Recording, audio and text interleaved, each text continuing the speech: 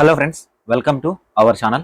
ఈ రోజు నుంచి మన ఛానల్లో డైలీ విద్యా ఉద్యోగ సమాచారానికి సంబంధించి ఒక సిరీస్ స్టార్ట్ చేద్దాము. సో ఈ పర్టికులర్ వీడియోలో ఈ రోజు తెలంగాణలో ఉన్న విద్యా ఉద్యోగ సమాచారానికి సంబంధించి కంప్లీట్ ఇన్ఫర్మేషన్ అయితే ఎక్స్ప్లెయిన్ చేస్తాను. వీడియోని ఎక్కడా స్కిప్ చేయకుండా చివరి దాకా చూడండి. వీడియోని లైక్ చేయండి. సో మీరు లైక్ చేసి ఎంకరేజ్ చేస్తే ఇలాంటి మరెన్నో అప్డేట్స్ అనేవి మన ఛానల్ నుంచి అయితే ప్రొవైడ్ చేస్తాము. సో ఫ్రెండ్స్, వీడియోలోకి వెళ్లే ముందు మనకి 2025లో చాలా నోటిఫికేషన్స్ అనేవి తెలంగాణలో రావడానికి చాలా అవకాశం ఉంది. సో వాటిలలో మీకు ముఖ్యంగా కరెంట్ అఫైర్స్ అనేది చాలా మెయిన్ రోల్ అనమాట. సో ఇలాంటి కరెంట్ అఫైర్స్ అనేది మీకు డైలీ కావాలి అనుకున్నట్లయితే సో మన యాప్ ద్వారా పోటీ పరీక్షల ప్రత్యేకమైన డైలీ కరెంట్ అఫైర్స్ అనేది మీకు పీడిఎఫ్ రూపంలో అందించడం జరుగుతుంది. డిస్క్రిప్షన్ లో విజన్ అప్డేట్ అనే అప్లికేషన్ ఉంటుంది, డౌన్లోడ్ చేసుకోండి. అందులో జాబ్స్ అకాడమీ ఆప్షన్ లోకి వెళ్తే మీకు ఈ కోర్స్ ఉంటుంది. 49 రూపీస్ ఫర్ 6 months, 6 నెలలకు సంబంధించిన కరెంట్ అఫైర్స్ అన్ని మీకు అక్కడ పోస్ట్ చేయడం జరుగుతుంది. అది మీకు యూస్ఫుల్ గా ఉంటుంది. ఈ 49 రూపీస్ అనేది యాప్ మెయింటెనెన్స్ ఫీజు మాత్రమే. సో చాలా మంది స్టూడెంట్స్ కి యూస్ఫుల్ గా ఉంటుంది. 6 months కరెంట్ అఫైర్స్ మీరు చదివితే సో మీరు ఎగ్జామినేషన్ అటెండ్ చేయడానికి యూస్ఫుల్ గా ఉంటుంది. సో ఎంకరేజ్ చేయండి, వీలైతే తీసుకోవడానికి ట్రై చేయండి. డిస్క్రిప్షన్ లో యాప్ లింక్ అనేది ఉంటుంది. సో ఈ రోజు విద్యా ఉద్యోగ సమాచారానికి సంబంధించి చాలా ఇన్ఫర్మేషన్ అయితే ఉంది. సో దీంట్లో ముఖ్యంగా మనకు ఇంపార్టెంట్ ఏంటి అంటే ఏదైతే జీపీఓ పోస్టులు ఉన్నాయో, గ్రామ పాలన ఆఫీసర్స్ పోస్టులు ఉన్నాయో వాటికి సంబంధించి అఫీషియల్ నోటీస్ అయితే వచ్చింది. సో వీటికి సంబంధించి గ్రామ పాలన ఆఫీసర్లకు సంబంధించి జీపీఓ పోస్టులకు విఆర్ఓలు విఆర్ఏలు మళ్ళీ దరఖాస్తు చేసుకోవాల్సిందే. నాకు తెలిసి ఈ నోటిఫికేషన్ అనేది నిరుద్యోగ యువతకి అన్యాయం అని చెప్పొచ్చు. ఆల్రెడీ జాబ్ లో ఉన్న వాళ్ళని ఈ రిక్రూట్మెంట్ లో తీసుకోవడం ఏంటి నాకు అర్థం అవ్వట్లేదు. సో ఈ రిక్రూట్మెంట్ ని అదే 10,000కు పైగా పోస్టులతో ఒక నోటిఫికేషన్ రిలీజ్ చేస్తే నిరుద్యోగ యువతకు అనేది చాలా బాగా యూజ్ అయ్యేది. ఇప్పుడు ఆల్రెడీ జాబ్ చేస్తున్న వాళ్ళని తీసుకొని అక్కడ ఏదైతే వేకెన్సీ అవుతాయో వాటిని గ్రూప్ 4 జాబ్లలో రిక్రూట్ చేసి ఇప్పుడు ఇక్కడ ఏదైతే వేకెన్సీస్ ఉంటాయో వీటికి ఒక నోటిఫికేషన్ ఇచ్చి సో ఇది సరిగ్గా లేదు అనిపించింది. అదే 10,000 నోటిఫికేషన్ కి డైరెక్ట్ నిరుద్యోగులతో ఫిల్ చేస్తే చాలా బాగుండేది. సో అదేవిధంగా ప్రస్తుతం చేపడుతున్న గ్రామ పాలన అధికారుల పోస్టులను పూర్వ గ్రామీణ రెవెన్యూ అధికారులు మరియు గ్రామ రెవెన్యూ సహాయకులు మళ్ళీ దరఖాస్తు చేసుకోవాల్సి ఉంటుంది.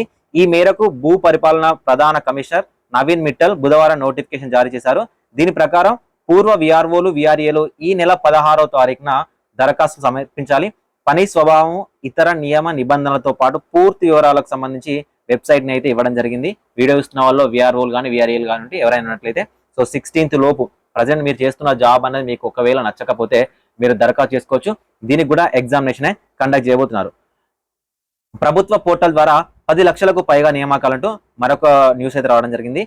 ప్రభుత్వ ప్రొక్యూర్మెంట్ ప్లాట్ఫామ్ జీఈఎం ద్వారా 2024-25లో ప్రభుత్వ సంస్థలు 10 లక్షలకు పైగా సిబ్బందిని నియమించుకుంటాయని ఒక అధికార ప్రకటన తెలిపింది. పొరుగు సేవల సిబ్బంది అంటే అవుట్ సోర్సింగ్ స్టాఫ్ ని రిక్రూట్ చేసుకోవడానికి ప్రభుత్వ కొనుగోలుదారులకు జీఈఎం గవర్నమెంట్ ఈ మార్కెట్ ప్లేస్ ఒక ప్లాట్ఫామ్ గా పనిచేస్తుంది. సో దీని ద్వారా ఏంటంటే మనకు అవుట్ సోర్సింగ్ బేసిస్ లో సెక్యూరిటీ వాళ్ళని కానీ, ఉద్యానవన సిబ్బంది కానీ, మల్టీ టాస్కింగ్ కానీ, డేటా ఎంట్రీ ఆపరేటర్ కానీ, ప్లాంట్ మేనేజ్మెంట్ లను ఈ పోర్టల్ ద్వారా నియమించుకోవచ్చు. సో ఇది మనకు జీఈఎం స్కీమ్ ద్వారా ఏవైతే సంస్థలు ఉన్నాయో ఆ సంస్థలు ఈ పోర్టల్ ద్వారా సో నిరుద్యోగ యువతని అయితే రిక్రూట్ చేసుకోవడానికి అయితే అవకాశం ఉంటుంది. నెక్స్ట్ మళ్ళీ తెరపైకి డిగ్రీ ఉమ్మడి విద్యా ప్రణాళిక. ఓకేనా? సో ఇంతకుముందు మనకు ఉండేది ఉమ్మడి డిగ్రీ ప్రణాళిక అని. మనకి ఇప్పుడు తెలంగాణలో Osmania university, Kakatiya university, Satavahana university ఉన్నాయి కదా.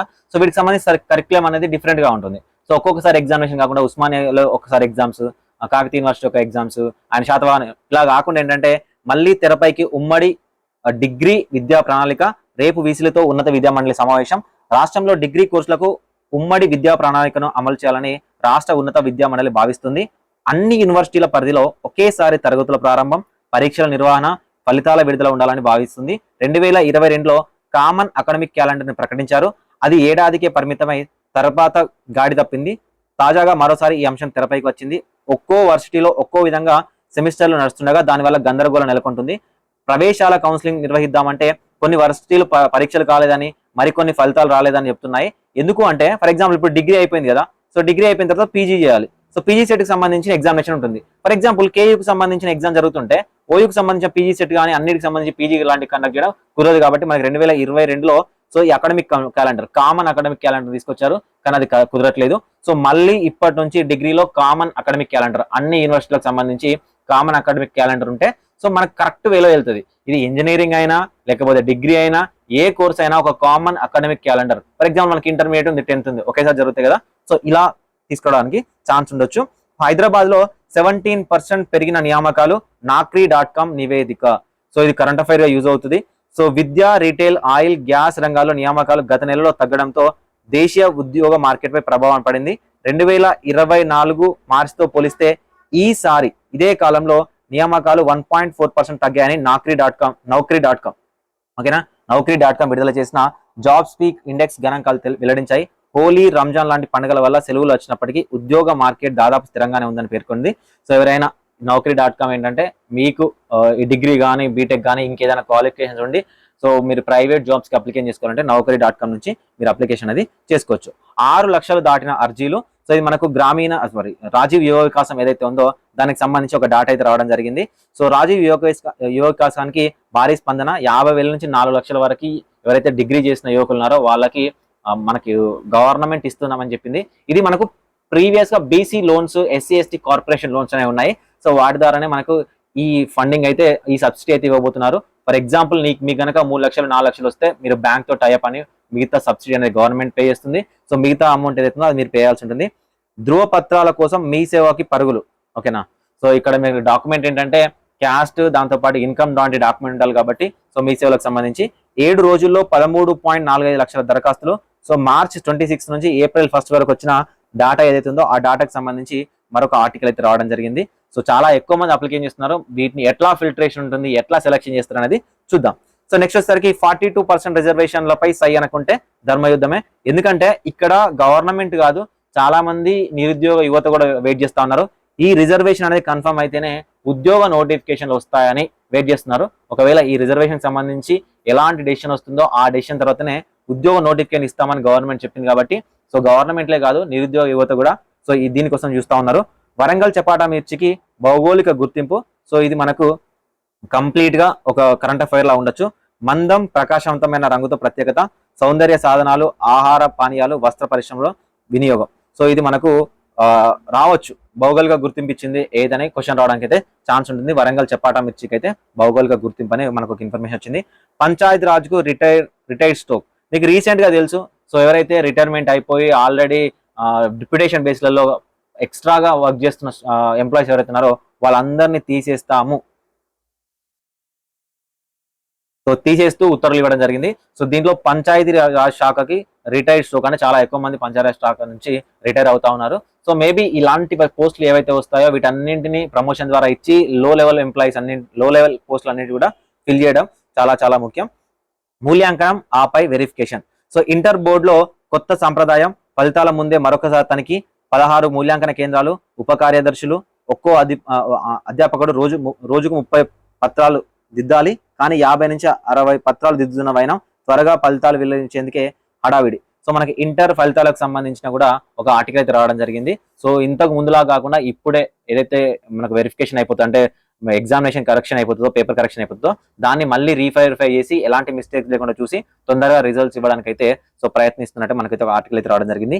ఎస్సీ గురుకులాల్లో ఐఐటి నీట్ కోచింగ్. ఎవరైనా స్టూడెంట్స్ ఉండి మీ పిల్లలు ఉన్నట్లయితే, సో ఎస్సీ గురుకులాల్లో ఎస్సీ క్యాండిడేట్స్ ఉన్నట్లయితే ఐఐటి నీట్ కోచింగ్ 2026కు సంబంధించి స్టార్ట్ అవుతుంది. సో మీరు ఇప్పుడే దరఖాస్తు చేసుకోవచ్చు. 8వ తరగతి నుంచే ఫౌండేషన్ కోర్సులు.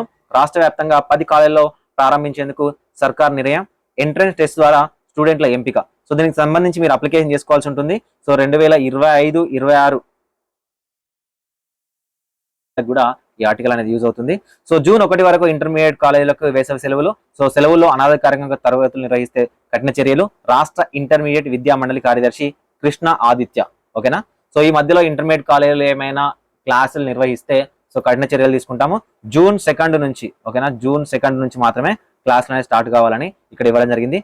10th విద్యార్థులకు రేపు కెరియర్ గైడెన్స్ అంటూ ఒక నోటీస్ వచ్చింది. సో 10th క్లాస్ వాళ్ళకి కూడా మన కెరియర్ గైడెన్స్ కావాలనుకున్నట్లయితే మనకు డిస్క్రిప్షన్ లో విజన్ అప్డేట్ ఛానల్ అని ఉంటుంది, అక్కడికి వెళ్ళి చూడండి. అక్కడ మీకు కావాల్సిన గైడెన్స్ అంతా మనమే ప్రొవైడ్ చేస్తాము. గురుకులాల్లో కొత్తగా ఫౌండేషన్ కోర్సులు.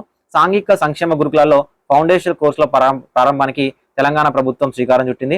విద్యార్థులు పోటీ పరీక్షలకు సన్నద్ధం చేయడానికి ఈ కోర్సులు దోహదపడతాయని నిపుణులు, అధ్యాపకుల సూచనల్ని ప్రభుత్వం దృష్టికి తీసుకెళ్లగా పలు దఫాల చర్చల అనంతరం ఈ నిర్ణయం తీసుకున్నట్టు TGSWREIS